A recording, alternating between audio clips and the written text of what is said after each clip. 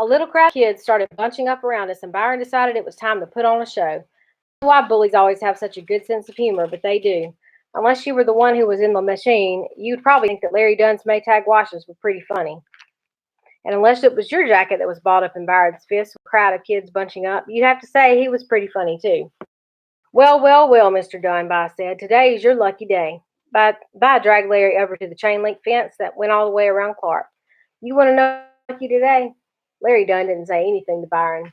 So Byron grabbed his hair and jerked his head up and down a couple times. I guess that means yes. The crowd of kids was getting bigger and bigger and was loving this. Not because they wanted to see Larry Dunn get jacked up, but because they wanted to see anybody get it. They'd have been just as happy if it was me or Rufus or somebody else.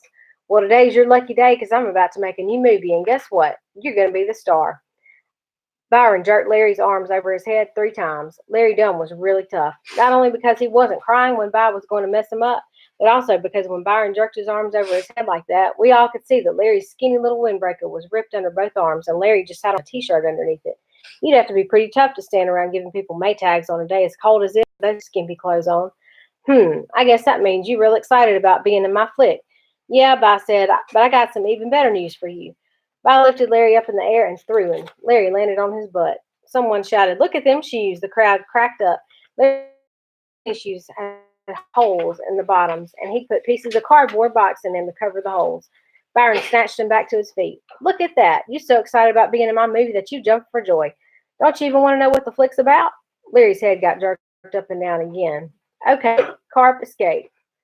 I hated watching this. Byron was the only person in the world who could make you feel sorry for someone as mean as Larry Dunn. The Great Carp Escape was about a carp that was trying to get out of a net in the Flint River. The stupid fish would run into the net, get knocked down, then get back up and run into the net all over again.